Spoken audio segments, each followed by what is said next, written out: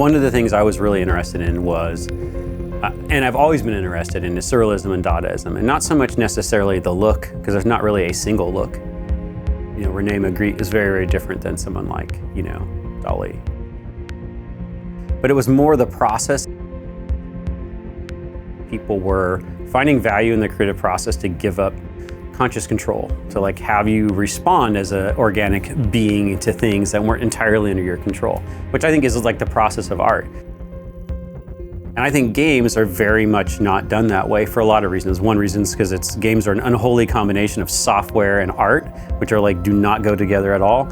And I did want to try a game design that was a little less top-down designed, you know, a little less standard design thinking. Creating happy accidents, improvisation, getting away from so much conscious control. And I just feel like, you know, the overall trend in storytelling and creative work has been like things that are just so overly didactic, so explicitly told, so meant to be only calls to action or literally translated. Like I think we're in a weird state of like new rationalism, and I'm not interested in that. I wanted to put myself out of my comfort zone and design and run this game that way as well. So I came into it certain themes, but a lot of the specific moments of the game has evolved over the course of us making it.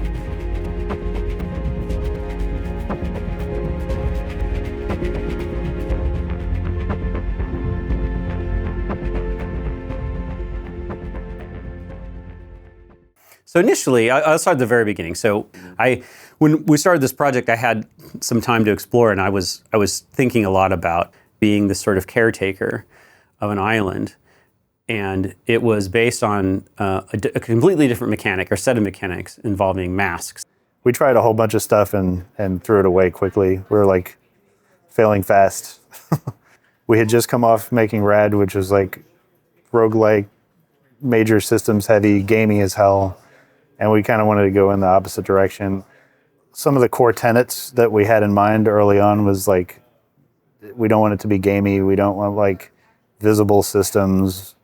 We didn't want death or game loops that would be apparent and feeling like anything around the corner could be unexpected. So we started with that in mind, and we were doing some paper designs, and Lee had this lighthouse idea. I had written a mission in that, and in this mission, you encounter a farmer on this island, and a lighthouse has wandered from the ocean and gotten stuck in his field. And he's like, can you get this thing out of my field?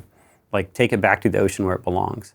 And it just kind of sat there as a piece of this mission I had written. Right around that time, we got pulled onto Psychonauts 2 to help them ship. So we hit pause, we went to Psychonauts for like a year. In an effort to get Psychonauts done, somewhere near where we want it to get done, we are actually requiring the help of both of our other two projects.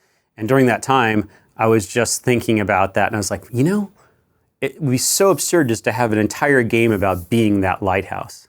Like, that'd be awesome. And I would say it to a few people, it's like, you just be the lighthouse. And so when we got off of Psychonauts 2 and came back, we just had a few weeks before they started basically building the team. We had to get going. So I was just like, we're just completely switching to making this game about a lighthouse now. But yeah, it just goes to show you that you sometimes have no idea where these things are going to go from the early days. I never thought I was going to be doing a walking lighthouse and a dog bird and, you know, something that's as big as a whale and all sorts of stuff. So, yeah. I had a lot of things in my head that I wasn't necessarily telling the team, not because I was trying to keep it secret, because I felt like they were sort of still evolving, which just kind of reinforced me thinking a lot about the unusual ways that life could evolve in a completely non-rational way, you know? Yeah, just really, really exciting stuff.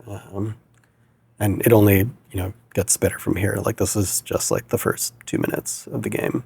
Oh, I think these are like still shots. Oh, yeah. So this was like in the earliest days, before a lot of people had joined the team. It was just like a small handful of us, but like in the days like immediately after we all came back to work after Psychonauts 2 ended, like this is the kind of stuff that I was making, and you can see how different it is now, obviously, but I actually haven't seen this in a really long time. It's really, really fun to see just how far it's come since then. I'm just trying to get you more B-roll now. I don't know. So yeah, it's It's very cool. And I think I have no idea what people are going to say when they see this because it's so different from anything that we've made in a really good way.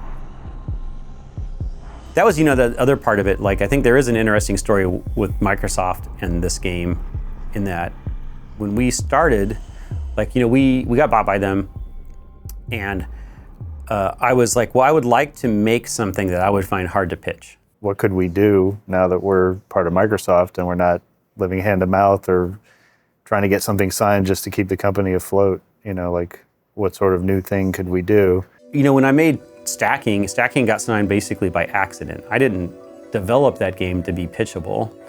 I developed a reasonable pitch for it, but the burden wasn't as much there to have it attached to me because I think we were in the new days of digital distribution. So publishers were willing to take $1 million risk on something that was small without it being specifically tied to something else. But by the time I pitched Headlander, I had to start attaching it to the genre. I wasn't initially intending to make it as Metroidvania feeling as it was, but like it just was very clear everyone kept trying to make it go there. And by the time we went to do pitch Rad, I very much developed Rad around the idea of making a roguelike because I knew how much money we had to get for it. I knew no one was going to give us that much money unless it was attached to an understandable genre that was making money at a small scale. I like roguelikes. It wasn't like I made something I didn't want to make, but I very much developed both pitched Headlander and Rad around these genres. This time I was like, I don't have to do that, so I'm not going to do that. I'm going to make something that has a shitty elevator pitch that's hopefully going to be a really cool experience that maybe I don't know how to describe quite yet, but will by the time we ship.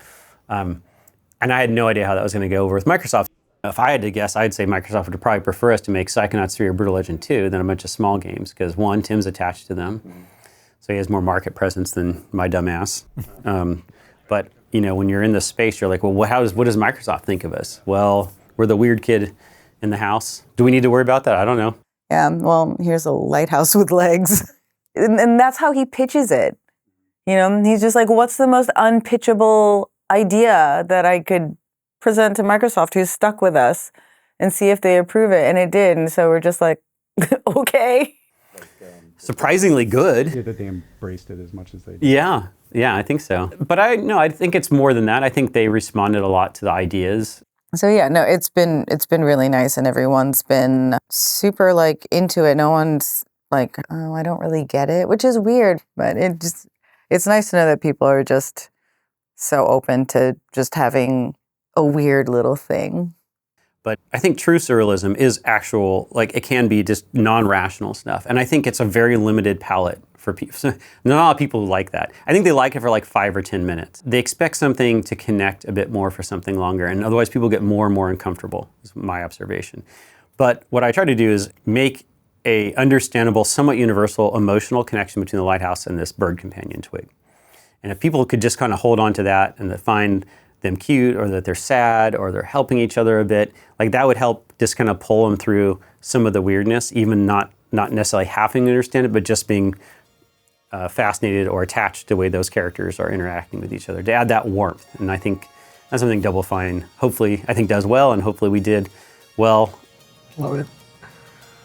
I think it's both a struggle and also very easy in a way, because I think as soon as you start moving something, the viewer's mind immediately just makes that leap. So you can see it there. When they see something moving around, they're like, oh, it's so much emotion, how did you do that? And you're like, well, I didn't do that much. But you're like, I think you project a lot onto it. But we're so limited with what we have, especially this one lens is sort of the face. It has some sort of kind of like brows, but they're so understated that they don't really add much. It's like working with 2 colors or something if you're a painter, But the lighthouse is just this column. Maybe if you have a little bit of a spine or something, and then you can get hunched over or sad or confident and happy, and they're kind of basic things, but they work, and people react to them.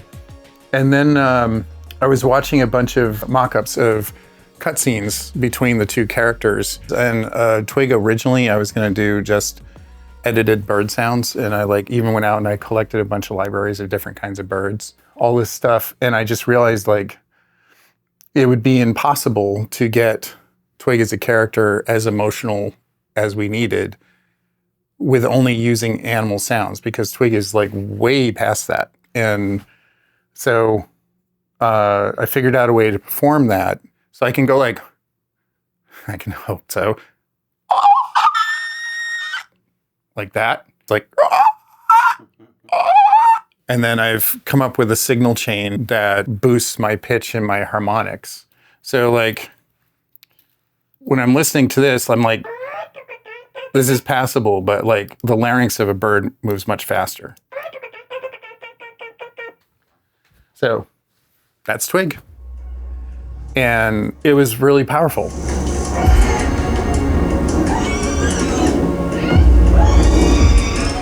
It went over well every time we've shown it. I think part of that is, for a small game, we've tried to invest a fair amount in a visual lushness, because that's part of the game, right?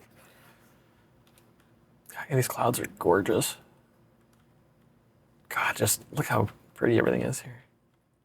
But that means it also, on some level, is impressive, even if you don't like the specifics. Maybe, you know, from a evaluating it as a publisher standpoint. So that probably helped. I guess I could kind of go over quickly our art phases. So we start off using Adobe Modeler usually, and that's a VR art program where you got the headset and you're sculpting like this, and you can really push things gesturally. And I'm doing a lot of that, and also Will Kohler. I've been using that for almost every asset. It's not even for like special assets. I've sort of gotten to the point where I'm just like, I'm more comfortable in VR, especially in this game. So there's a lot of like gestural, organic, and very warpy things in this game. And that stuff can be like incredibly hard to do. But in Modeler, it's very natural. This wall sculpt was crazy. I think I spent like maybe like 2 days just doing this. Oh God. I just hit delete, and the first time you delete something in Unreal, it has to like think about it for a full minute. I don't know why. What else is going on in here? The sphincters. This was a tough sculpt. Yeah, I think these are colored actually. Yeah, the sphincters. Well, lighting in here is cool. I made this, I don't know what to call it, but like it's like a skate park if it was made out of meat.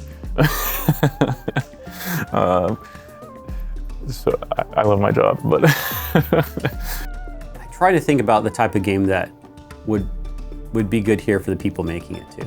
I do think part of building a good team is understanding the type of game you want to make and trying to find people that you think might have a sensibility that aligns with the type of thing you're trying to do, so that it gets even better. And I tried to do that, The big thing for this game is we ended up deciding to go with a camera system where the player does not have direct camera control. So I've actually never worked with Aaron before this project, but I had a sense that he would be into this, some of the systems we were doing. One of the early things that kind of got pitched to me from Lee when he was trying to ask me if I wanted to work on this project was talking about some of his goals for how he wanted to present the game visually, and there was a lot of really interesting challenges for how we'd make the camera for it, and that's one of the big things that sold me on it. I'm like, ooh, I like a good challenge. So, where to grab? Okay, there we go. So these are all the volumes that determine which camera we're using where, basically, and how you blend from one to the next. Osif has taken on a huge chunk of it. Obviously, having done a bunch of work in the past with cameras and with documentaries and whatnot, he's got a really good eye for all that. It's been like a really nice transition for me because I obviously started this whole thing from a very different starting point. Holy cow! Not from like a designer or programmer's background. I come from a cinematic background, and getting to do that here in coordination with the level design is like, you don't usually get to do that, I guess. Is like, it's almost like you're getting to like shoot and edit the film at the same time. Like, that's the best way to put it, because I am literally deciding like where a lot of these cuts happen as you're moving through the space, and then as I come away from it, it starts to go back to the spline camera that moves along with me. And now we blend into this sort of like a sideways camera, and then like as you start this way, a different camera that's following you. Yeah, it's really the best of both worlds. I'm getting to use my film training, and then also just like whatever I've picked up on Psychonauts for like level design. And that's just continued to like intermingle over these last few years. So yeah.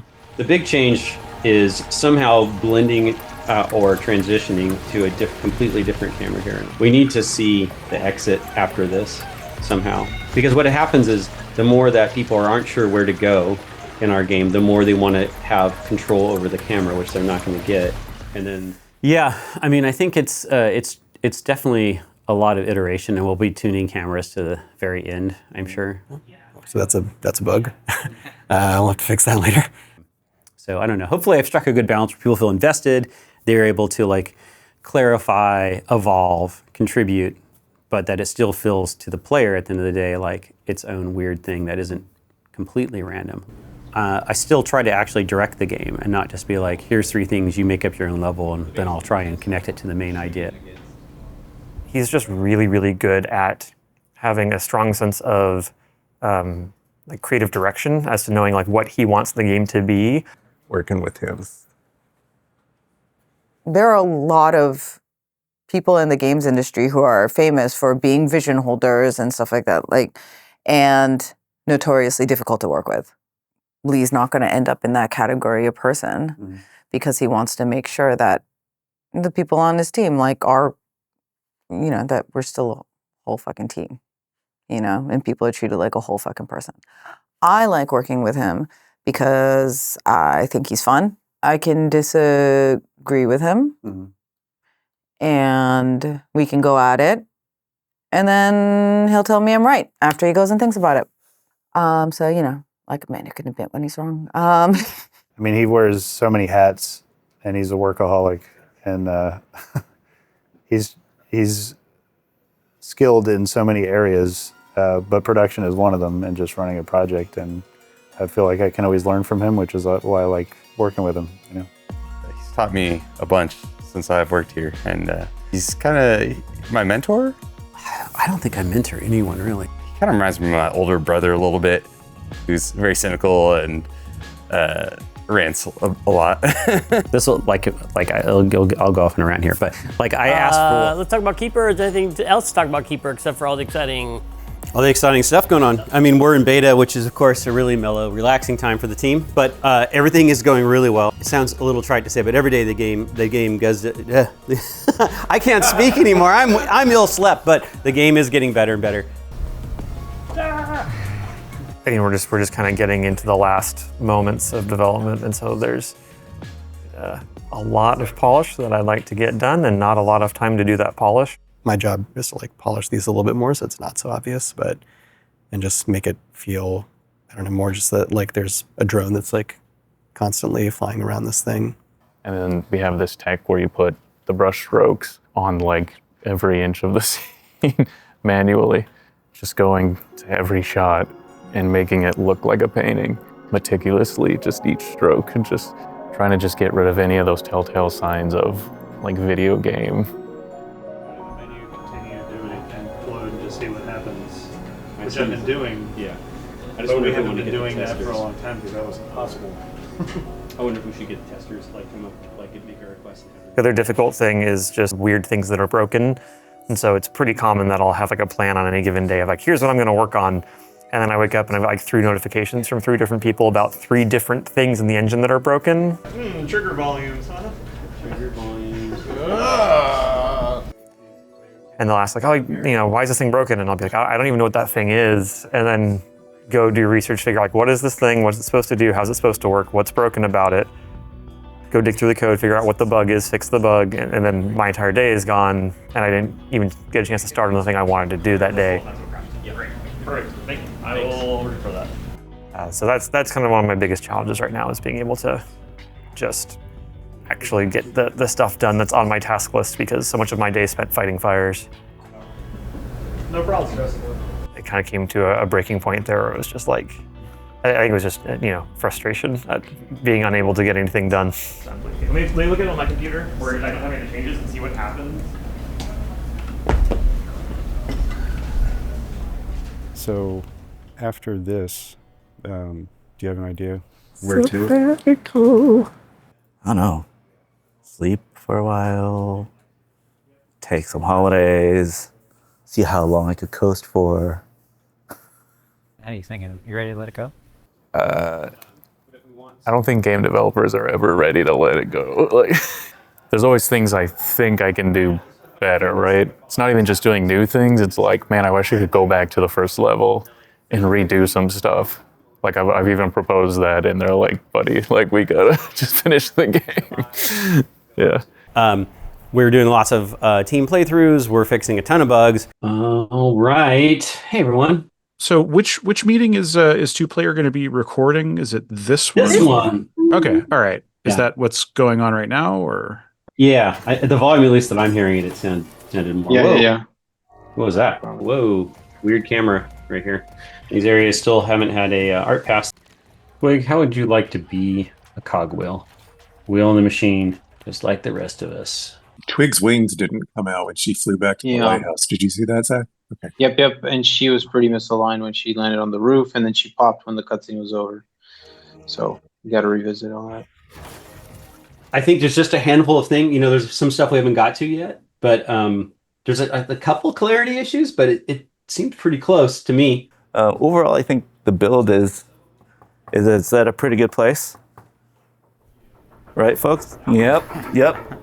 I like it. I love it. I'm working on bug fixes right now. Nodes. Tiny boxes. Nodes, of course. Standard keyboard shot.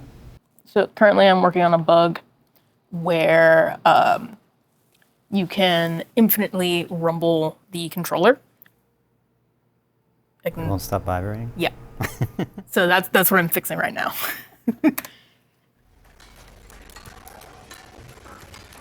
That's satisfying to do now. Sounds great. Animation looks good. It's nice and snappy. Well done, everyone.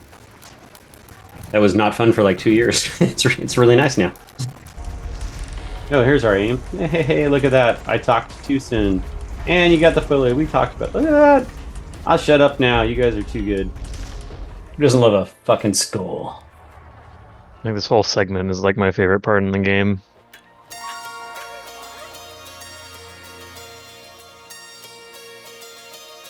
Wait for it. Oh my god, everyone, that was seamless. Like the lighthouse didn't even pop. Oh my god! Amazing. Like we said, video games are really hard to do anything. Smooth and subtle. Well done. Yeah, awesome. Well, I mean, I haven't played this level in a little while. Man, it's super cool, and I think it's really supports some of our core pillars, which like no one's going to see this coming. Thank you. Bye, everyone. Thanks so much. So we're basically at the end. I believe they're locking down everything this week, and then that leads us to the end of the month, which is the end of September and into October 3rd, which is the cert date. Right. Build erased. Right. We're free. There it is. Hey. Game build. That's the easy one. Yeah.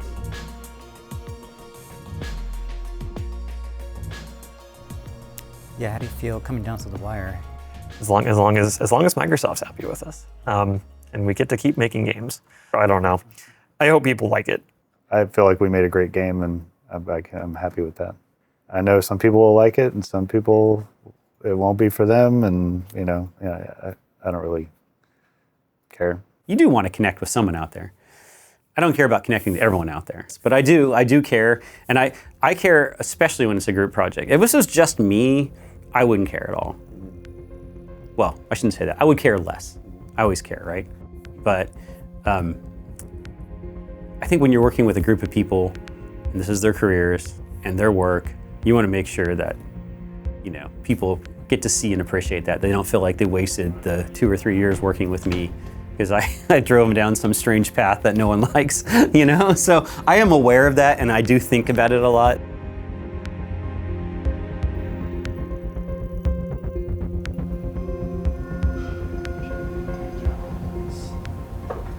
Austin, you're gonna come push the button with me, right? Oh, sure. 5, 4, 3, 2, 1. Happy keeper release! All right. It said it's live. It says It's live. visible. We're Let's live. confirm it. Yes, there it is. We're live. That's it. Woo! Yes.